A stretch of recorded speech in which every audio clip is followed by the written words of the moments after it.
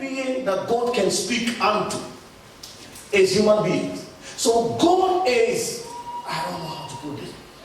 God, I would say in human terms, is lonely. I would say that in human terms, not in spirit terms. In human terms, God is without anyone to commune with. When he cannot find a man, a woman that he can relate with, that he can commune with, that he can have conversations with. That is why your prayers, my prayers, cannot be monologues.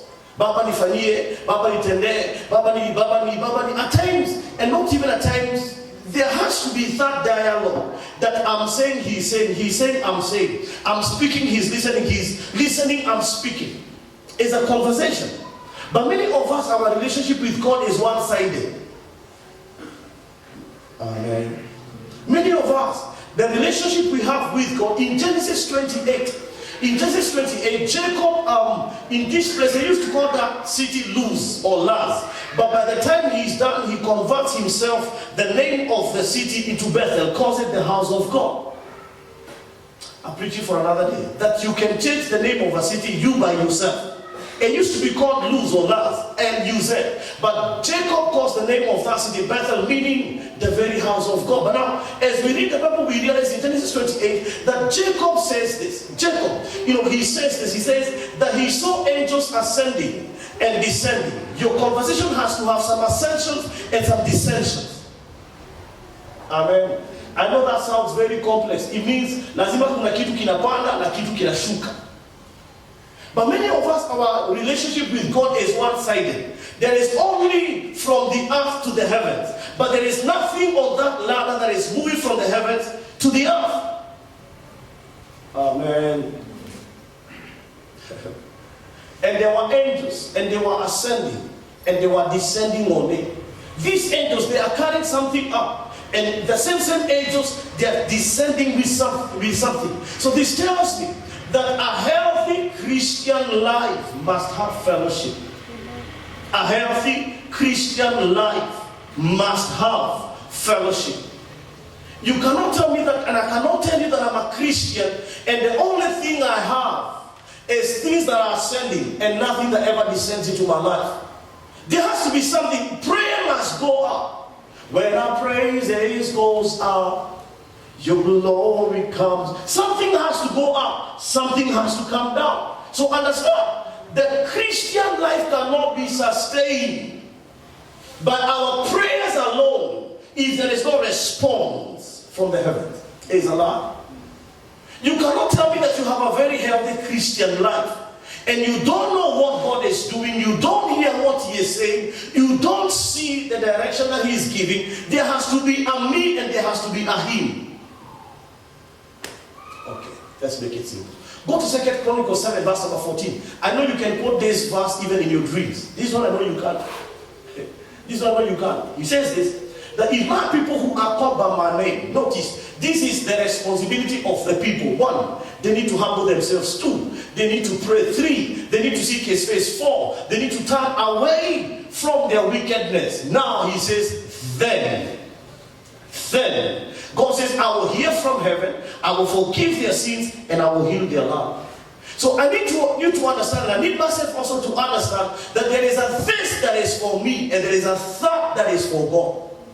The day you will know what is rightfully yours and what is rightfully Jehovah's, the rightfully God's, that is the day that your prayers will become balanced, because there are things we are asking Him to do that we are supposed to be doing, and there are things that we are doing that are not meant for us to be doing. They were meant to be the then. I will hear from heaven, I will forgive their sins, and I will heal their land.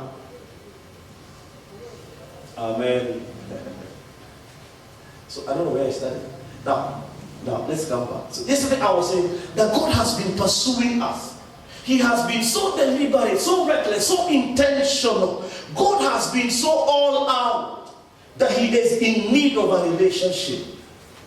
He is in need of a relationship. Hear me, child of God. Everything in life is sustained by relationships.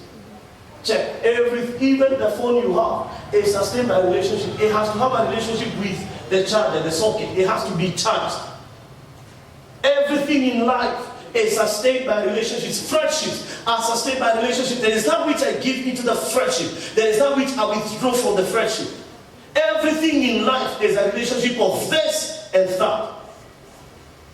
You're working. The relationship you have with that company is the money they pay.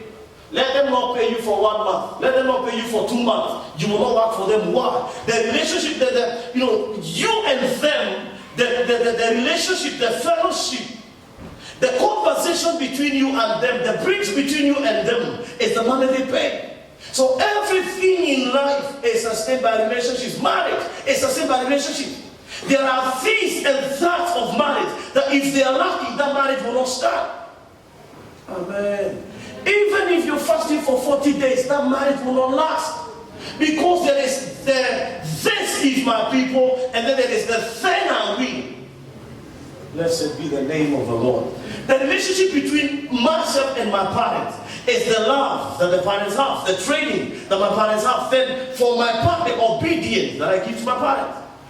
So understand, our connection with Jehovah cannot be a monologue that I'm only telling him no. And it cannot be that he's telling me, and there's nothing I'm doing. So there has to be a this is my people. And there has to be a that then. Look at your salvation life. Look at your Christian life. Is there an interchange between us and the heavens? Amen. Now, there's no conference I have done on this altar that I have not quoted Psalm 115 and verse number 16. There is no conference. Look for the DVDs, look for the live feeds. There's no conference we have done that we have not quoted this verse that says that the heavens, even the highest of heavens, belongs, and use the NKJV. Quickly, please. Just put the K and the J. Remove the I. He says the heaven. Even the heavens are the Lord. But he says, but the earth he has given to the children of men. This tells me and it tells you, Job 38:33, that one also you know. Do we know the laws of the heavens? So we can be able to establish his dominion on the earth. So there has to be a thanks from me that provokes a thanks from him. Alright, let me see. I will say that again. There will always be a thanks from me that will provoke a thanks from him. It's a cycle. And when the thanks from him is revealed and manifested in my life, it provokes another thanks from me. It's called a thanksgiving. Notice, every time I have a need, I will pray. After I pray, Psalm 65 verse number 2, the Bible will say, all you who answers prayer, all you who hears prayer, all men, all nations will come at you. So we will come and pray. After we pray, that is a thanks from us. It will provoke a thanks from him, which is a response unto the prayers that we have prayed. Amen. Bible will tell you in 1 Kings chapter number 18 that Elijah is praying right around from verse number 34 then about. Elijah is praying. And then the Bible will tell us that after Elijah prays and he tells, oh God, I pray that you may answer me, that these people will know that you are the only king in Israel. And he says number 2, that they may also know that I'm your prophet. And that I have not done anything, see that that you have sent me. If you read the next verse says, and then the fire fell. So I pray he responds. After Jehovah responds, it provokes something in me. It's called thanksgiving. Which many of us, we don't get there. The next thing it provokes in me, it provokes a thanksgiving. Now, once it provokes a thanksgiving, it provokes another thought from him. That he delights on me. Or he delights in me. He is pleased with me. Now, when he is pleased with me, it provokes another thirst from me. My worship rises. Amen.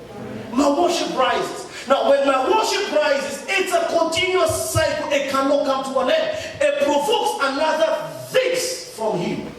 Zechariah 14 verse 17 will tell you that over the nations of the earth, whoever will not come unto Jerusalem to worship, there will be no rain. So I worship him, he sends the rain. When he sends the rain, I cannot keep on going. Because he will do this and do this and do this. It will be the whole night because there is a this from me that provokes a that from him. I want to ask, how far have you gone with that side? That there is this prayer I prayed and he answered the prayer. The same way I prayed it, he answered it. The disciples asked him, we have followed you. Mark chapter number 10 from verse number 27. We have followed you. What will you give us? He told them, everything you have left, I will give it back to you. And he says, as in I will give you 100 fold of everything you have left. Now my question is, what percentage of my prayers can I say have been answered? Do I have a record of a first prayer I prayed and a third answer that I received? Because if I receive this answer, it will provoke a this thanksgiving. And the cycle goes on and on and on and on. So I said yesterday that God has been pursuing a relationship. So the relationship between man and God is not a monologue. It's not a one-sided. This is not a radio. It's a phone. Amen. Those of us who remember the days of the radio and you would tune, na hii ni taarifa ya habari, msomaji ni anapeleka hapa. Mtukufu Rais Daniel Toroitich boy, leo katika wizara ya kaunti ya Machakos, but you could not talk to the radio. But now it's a phone. I call him. Amen. Jeremiah chapter number 33, verse number 3. God will tell them, call unto me and I will answer you. And I will reveal, I will manifest, I will demonstrate wonderful things that you have not even known. He says, call, I will answer. It's a phone call. Kind of a relationship. It's not a radio, but many of us look on a radio. Look at your neighbor with smiling eyes. Ask them, when is the last time he spoke? Ask them, when is the last time he spoke? Hey, I said with smiling eyes. That may be the only thing to smile about that question. Ask them, when is the last time he spoke? It's a phone call relationship. I call, he answers. But he's not just bombarding me with information. No. God says in the book of Isaiah 65, why is it that when I call, there was no one to answer? Why? Because there must be someone in the position of hearing him. We read yesterday in 1 Samuel chapter number 3, we read verse number 4, he was sleeping where the ark of the covenant was. Verse number 4, it says, and God called, and Samuel answered. It's a relationship. It's a relationship. Amen. It's a relationship. That there is the this and there is the that from Jehovah. I promise. Let me look at the benefits of carrying the presence of God. I promised yesterday the benefits of carrying the presence of God. We went some 1 Samuel chapter number 4. 1 Samuel chapter number 4. I'm interested in verse number 5. I'll start from verse number 1. Let's see how quickly we can do this.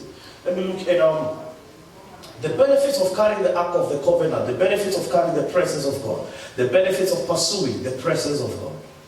Hallelujah. Today you're very quiet, so I'll try and also be serious as you're serious. I'll try to be as serious as you're serious. Now, if we are serious, get your pen, get your notebook ready. Let's do scriptures. Let's just do scriptures. That's how serious you are today. So it says this. And the word of the Lord, the word of Samuel came to all Israel. Now, Israel went out to battle against the Philistines, and they encamped besides Ebenezer and Aphek. Now, too quickly, please. I mean, 5 it says, the Philistines put themselves in battle formations against Israel. And when they joined battle, Israel was defeated by the Philistines. Now, the house of God, the sons of God, were defeated by uncircumcised Philistines. And they killed about 4,000 men of the army in the field. Now, when the people had come into the camp, when they came back home, the elders of Israel said, why has the Lord defeated us? They did not say, why has the Philistines?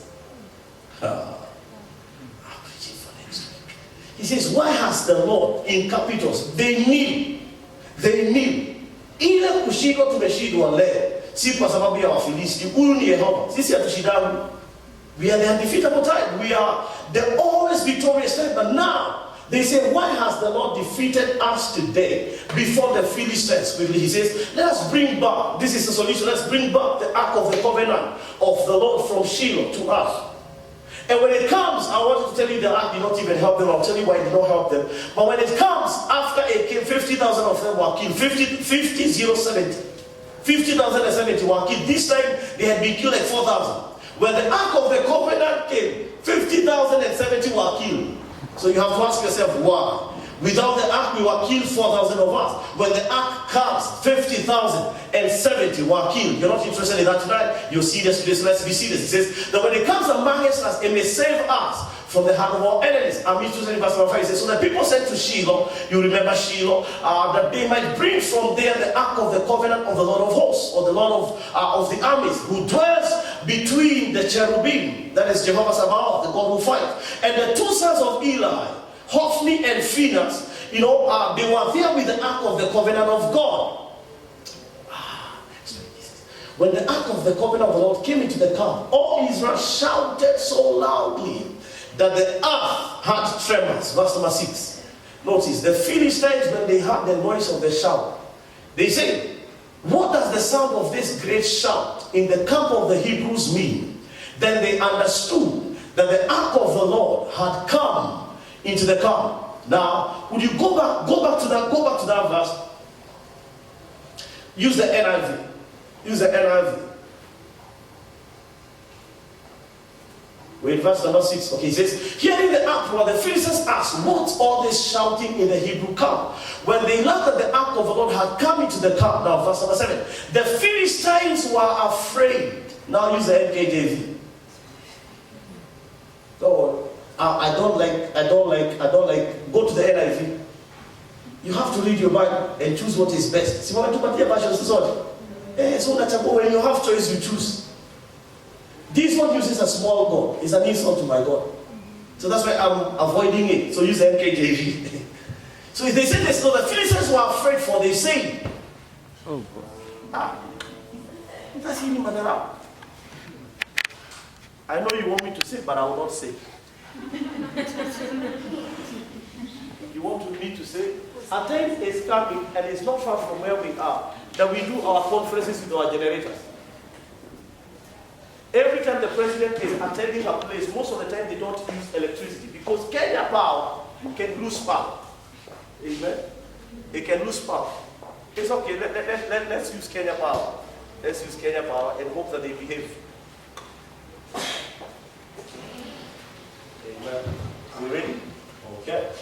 Now, when the Ark of the Covenant comes, now it's this place between Ebenezer and Aphek where there is a battle between the Israelites and the Philistines. In 1 Samuel 4, verse number 7, the Philistines, they say, when they ask, what is that voice all about? And they are told that the Ark of the Covenant, or the Ark of the God of the Israelites, has been brought into the battlefield. Now in verse number 7, when they heard that, the same way that the Israelites say that why has God defeated us, or why has the Lord defeated us, when the Philistines hear that the ark has come, the interpretation was God has come into the camp.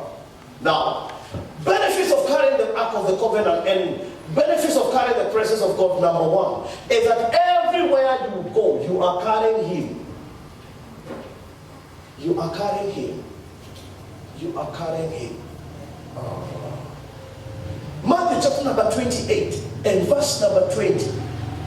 Jesus will tell the disciples when He's just about to be lifted from them. Jesus tells the disciples, and behold, I am with you until the close of the age. And behold, I am with you. So every time we carry the Ark of the Covenant, every time we carry, the presence of God, we said yesterday, we carry God, we carry Christ, and we carry the Holy Spirit. Amen. So we carry the Trinity in the inside of us. So hear me, child of God. I will not be afraid. I will not be rattled by anything. Why? I know that I'm a carrier of God. That the presence of God that I carry, the Ark of the Covenant that I carry, the Philistines say, God has come into the camp. This tells me, if I start a business right now and I'm a carrier of the Ark of the Covenant, the presence of God, in that business, God has come. I know that those of us will not take that statement, but you will wait until the day you have goosebumps. That is the day you will, I sense God in this business. This is really great. But the Philistines, please underline, the Philistines and circumcised enemies, they say, when they heard that the ark has come, they say, God has come. They did not say a box has come.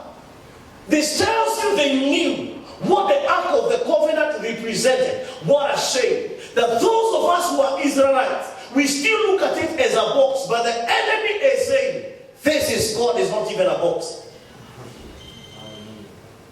The enemy was supposed to say, the box has come into the camp. But the enemy does not say the box. The enemy says, Jehovah has come into the camp. And they get themselves so ready. They said, God has come into the camp. And they say, as if we are finished. For such a thing has never happened before. Where God came into the camp. They said, what is this we hear? The Ark of the Covenant has been brought from Shiloh. They brought it to the camp. Then when they hear it, they say, God himself. Hear me, child of God, the day you will agree that you are a carrier of God, you will change your world. Amen. Hear me.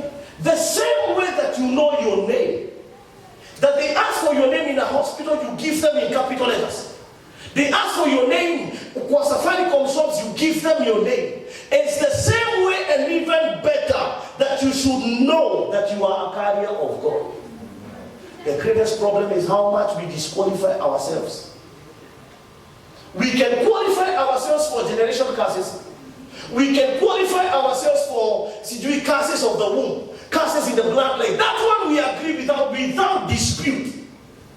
But when it comes to agreeing to the eternal truths of God's word, that we are carriers of God, we start debating. That's what I mean. You will remember last week, as the Holy Spirit, you remember last week, that's a meaning. And that is why the greatest amount of our prayer is either about repentance or Satan. Check your prayers. Stop being over righteous. Stop having a holier than now. Look at your life. The bulk of your prayers is either repentance or Satan. We disqualify ourselves. I want you to understand, child of God. There is nothing you can go to Isaiah 64. Isaiah 64. Isaiah 64. Let me read from verse number 11. Verse number 11. It's 11 or 7. He says, read verse number 7. I'm looking for a verse where he says that even our righteousness is as filthy rags before him. Right around verse number 7, he says, not this one, it is this one, and our pleasant things, no, not this one. When he talks about the rags, he says, but we are like an unclean thing, and all our righteousness are as filthy rags. I want you to understand, there is nothing that you can do to qualify and to be meet or to be right before God. There's nothing you can do. I know you're proud, you don't steal. Continue with your pride. I know you're proud, you don't fornicate. Continue with your pride. There is nothing you can do that will make you righteous before God. Righteousness is a free gift of Christ.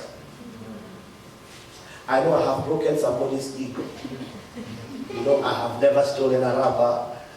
Don't laugh, you're serious today. I have never done anything wrong. I have never misstepped. You see, I have never been wrong. I have never been wicked. I have never been evil. I have never even had nightmares. Let me, child of God. Righteousness, Romans chapter number 3 from verse number 20. Righteousness is the free gift of God. None of us can stand before God today and tell him, Father, I'm righteous. You're not. You want me to prove? No, I will not prove. Because you know what you thought about that woman, what you thought about that man, what you thought about you. What you thought about that person. If you've ever been a Catholic, you know, ile dhambi nimefanya kwa kufikiria, kwa kuhesabu, kwa kuimagine, even imaginations there is sin in them. So no man can stand before God today without Christ and you become righteous is a lie. Now, I know you read for me the Old Testament, but you notice, when the Bible will talk about it in the Old Testament, in Job chapter number 1, when God is talking to Satan, verse number 7, verse number 8, when God is talking to Satan, he talks about Noah being blameless, not righteous. Blameless. But righteousness is the free gift of God to us in Christ Jesus. 2 Corinthians chapter 5, verse number 21, that he became sin. He made him who knew not sin to become sin. Why? That we can become the righteousness of God in Christ Jesus. Amen. So stop disqualifying yourself. Because yesterday you were in a matatu and there was a reggae song and you were tapping with your foot. After 3 minutes is when you realize, God. You're very serious today. I was in the office today and there was a young boy who was washing a car right here. And then they played a song like "There's a man," and I love that man. The Bible says in 1 John chapter number 4, verse number 7, verse number 8, verse number 9, verse number 10, how can you say that you love God and you don't love a human being that you see? That is why I love him. He's a human being. And I also feel mercy for him because they shot him. So I'm seated in the office and they're playing and the song starts very nicely. I don't know if me a feel as a keyboard. Then when the one like is on my trumpet, laugh when I come the mark and says I have a drum, in a sound cover to my back. You find yourself on book another fire, but so if righteousness was to be achieved by deeds, we are disqualified.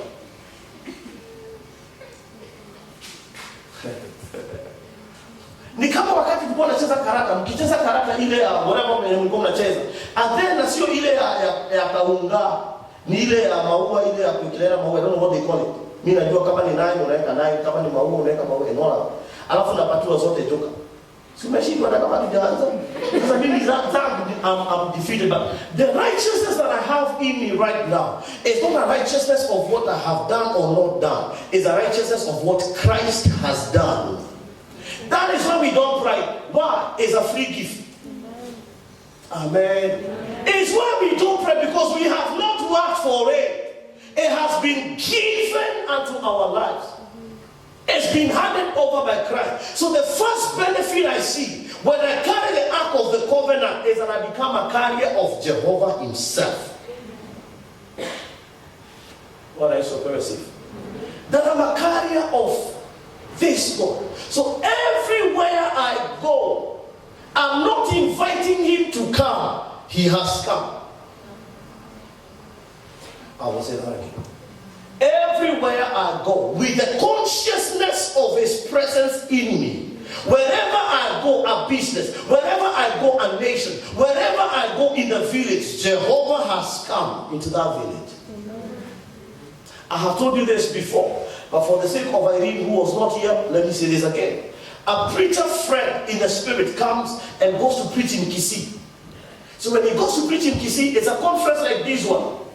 And the pastors did not come, so the pastor seats were empty the first day. So he asked the host, the man that had hosted him, "Why, men of God, why are these seats empty?" He was told that the men of God, the fellowship of the pastors that invited you, they have gone up, came to pray for you. He asked the pastor why. The pastor told him, the witches in Kisii, they are not circumcised. They will kill you while you're preaching. He said, me. He was told, yes, they will kill you. So they are up there to cover you in prayer so that you don't die. He's speaking to the pastor while everybody is listening. He says, this meeting is over. We will start tomorrow after they come down. We'll start tomorrow. Today we don't preach. Tell them to calm down. The pastor told the man of God, you don't understand. The man of God tells him, from the time I entered Kisii yesterday, God entered Kisii. He's like, no, you don't understand. The witches in Kisii, they're not like the ones in Nyeri. The ones in Nyeri are doing it for money. These ones, they kill people for him. He says, the second thing he said, the first time I heard this story, I said, he's proud. Until the Lord worked on me who was proud. Some of the things you're accusing people for, it is not people who have it. It is you. I will say that again for my own benefit. There are things that you are accusing people of. You say they're proud. They're not proud. It is you who is proud, very proud to see how humble they are. It's you. So the second thing he says this, that from the time I came yesterday, God entered Kisii. Then he said, from the time I entered this church, you do not need God. I am here. The first time I heard that, I was like, where is that? But then you interrogate his statement, because there are things that people say because of what they know, the encounters they have had with God. But because we don't have an encounter like they have had, we think it's pride, but it is not pride. Behold, I have called you God. So the moment he has arrived here and he is a carrier of God, God has come. So the more of this man we are seeing God himself. So now notice this. The moment you understand and you agree and you start appropriating this in your spiritual life, that as you carry the presence of God, you carry the very essence of God, your life will change. It's called carrying the consciousness of the presence of God. Amen. Jesus tells them, when they bring you before magistrates and the courts and the judicial system, and they are accusing you, Jesus tells them, do not worry what you will tell them. At that very moment, the Holy Spirit will tell you what to say. He will give you words. And then he tells the disciples that God will give you words. He will give you a tongue of wisdom that your enemies cannot counterfeit. The moment I understand that I'm going for an interview, and in that interview I'm not entering in there alone, God is in me, so I am carrying God even where they cannot allow him. Amen. You see, our greatest undoing is we know how to offload God and how to load God. We do. We know how to offload him when we're doing some deals, and we know how to load him when we really need him. Now, where I come from, they have a song. They have a song, and the song goes something like, Mungu sio gambut. Mimi nakwambia kuna watu wanalelea kwa na roho, lakini kuna ina mingi za roho. Mtu anakompose wimbo, Mungu sio gambut. Unamvaa wakati wa mvua, unamvua wakati wa jua. But I know you understand the mind of that. It is a very old song, so understand. In the days of ignorance, God overlooked, but now he commands that you write songs that are in line with worship and the principles of praise. That some of us have a God that we can shed off. That is not the places you know God cannot speak here, so you don't enter with him. But the moment you realize that the Philistines, they say, when the ark came, the box came, and I said, out of respect, it was a box. When the chest came, the box, they did not say the box has come. They said, God has come. I'm taking my time on this, and I'll take my time on the next one, the other, I'll just move through. So when you understand that you are a carrier of the presence of God, there is no office I cannot enter. Amen.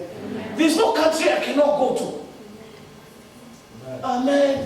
He's in the inside of me. So any place I enter with that consciousness, that knowledge, the truth that I have known, that I am a carrier of Jehovah, I enter there, Jehovah has entered. One of the best meals we ate was in Thailand, and it was bought by someone we did not know ever before. We just went to a church, the Evangelical Church of Bangkok, and when we go there, we find that there is a man there called Steve Odera. Or that's in Mjalu. Now go Bangkok, go Thailand.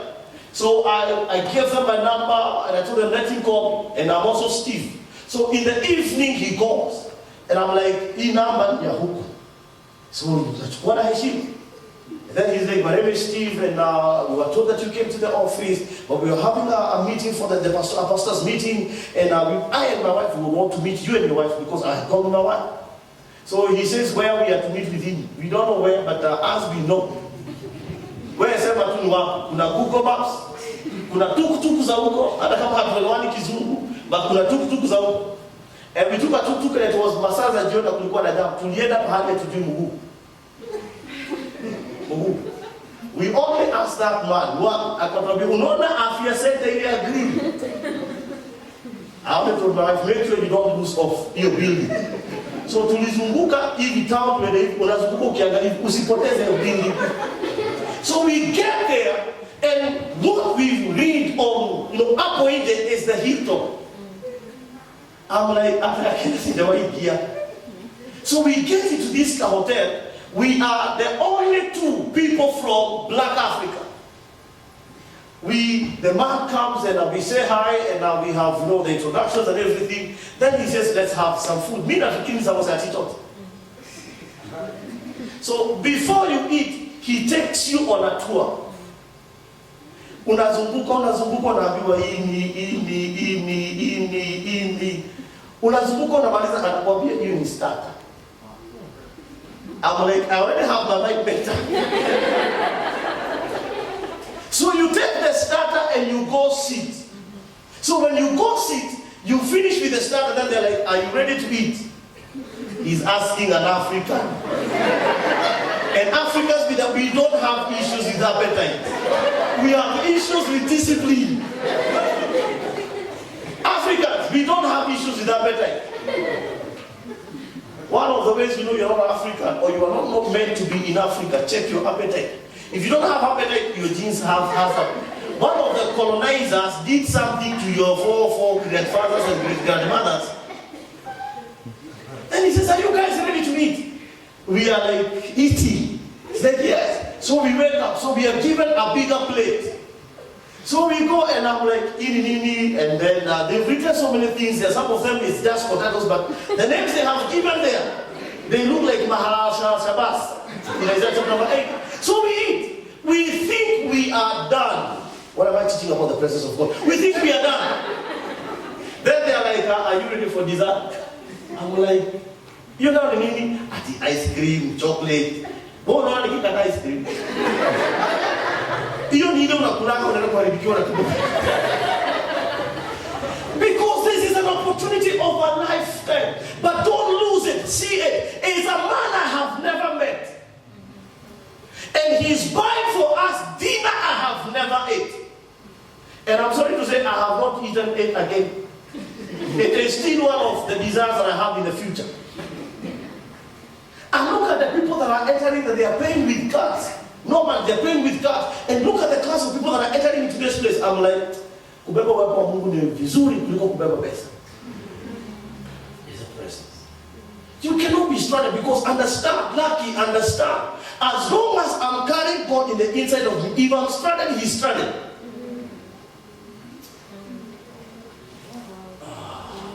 Would you open your mouth and tell yourself, I'm a carrier of God? The problem is when you are growing up, mwalimu akasema unakaa kama ng'ombe. Sasa unaona umebeba ng'ombe. Na uko mpaka na rangi hiyo ng'ombe. Uko na, mimi niko nayo. Hiyo ng'ombe yetu sasa hiyo ilikuwa not tell you that name. But it was a brown one. That's the image you have in the inside of you. You need to switch it. You are a carrier of the very image of Jehovah Himself. So if anyone is fighting me, you're not just fighting me. Go to Jeremiah chapter number 20, verse number 10. I love Jeremiah chapter number 10, verse number 10. But go to 20, verse number 10. He says this, for I had many mocking. Many were mocking and he says, the fear was on every side. And they were reporting and they were saying, and we were reporting. All my friends, all my acquaintances, they watched for my stumbling. And they were saying, perhaps he can be induced that we will prevail against him and we will take our revenge on him. So down, verse number 11, he says, but the Lord is with me as a mighty, awesome one. So anyone that is fighting me and reporting my downfall, reporting my shame, understand? But the Lord is with me as a mighty, awesome one. He says, my persecutors, number one, will stumble. They will not prevail. Number two, they will be greatly ashamed. They will not prosper. Number three, everlasting confusion will never be forgotten in their life. Because when you touch me, God tells Amos that you are the apple of my eye. Call it pride, I call it understanding. I'm untouchable. Not because of my tribe, no. Not because of my heart, no. Not because of my education, no. But because of the mighty, awesome one that will fight because I carry him. I said this yesterday and I will say it again. That understand, if Jeremy right now is moving around, the village with torn boxers for getting in a shop. When people see Jeremy, they would want to know whose son is he.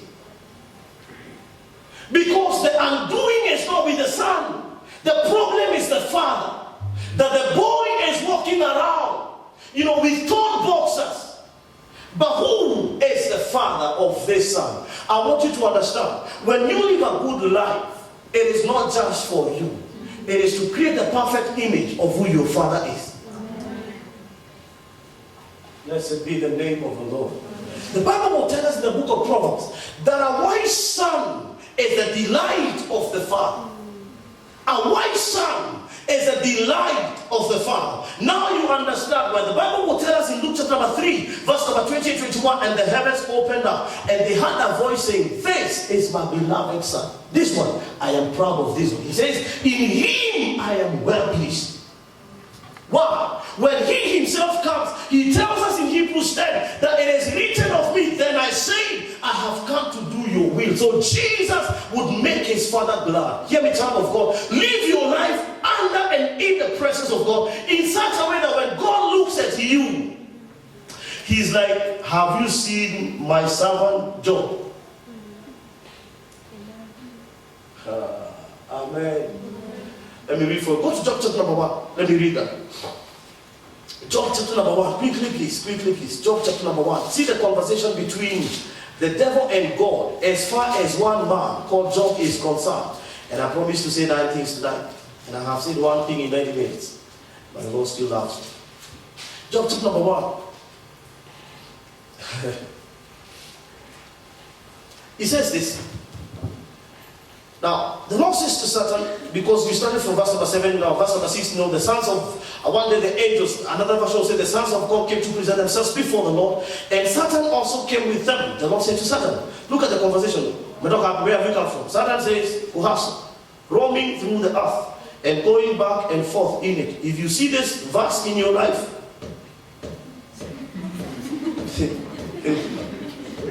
let me read verse number 8. That you're roaming and you're going back and forth. Jesus told them that in John chapter number 8, you are like your. Then the Lord said to Satan, have you considered my servant Job? There is no one on earth like him. He is blameless and upright, a man who fears. Consider my servant Job. Mimi nauliza, Mungu anaweza keti tu mbinguni aulize, have you considered my servant Lucky? As he looks at your life, I know that. And it is not a coincidence that devil in verse number 9, he speaks Matusi. He says, he asks God, does God fear you for nothing? The devil is an uncircumcised Philistine. Unaweza jibu Mungu na unaifanya na anakuomba tu bure. Hawezi jibu sema yes, I have seen. That was the answer. That's you see why the devil could not stay in heaven. He answers God and he says, does Job fear God for nothing? Why? Job is an upright man. He's a blameless man. He shuns evil and he fears the Lord. So God is proud of him. I wonder, when Jehovah looks down, what does he say about me? What does he say about the ministry I'm in? What does he say about the business? What does he say about, what does he say about me? What does he say about you? The day we understand, agree that we are carriers of his presence, we will settle down. We will settle down. Enough said. Go to Exodus 33, verse number 14. The second thing, now we start moving quicker. The second thing, it is almost time to finish now. Exodus 33, verse number 14. The presence of God, the second benefit of carrying the presence of God is you encounter rest in your life. Rest. You encounter rest. Rest. You are not roaming. You're not going back and forth. No, you settle. You're firm. You are established. Amen. So he says, and he said, my presence will go with you, and I will give you rest. Look at Numbers 10, verse number 33. We read verse number 35 yesterday. That's how I remember. But we did read verse number 33. He says this, that they departed from the mountain of the Lord. Look at this. They went on a journey of 3 days. And the presence of the Lord went before them. For how many days? 3 days journey. Why? They were searching out a resting place. Hear me, child of God.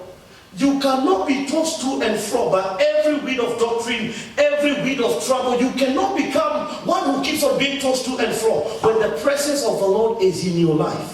One of the things we will see in your life is settlement.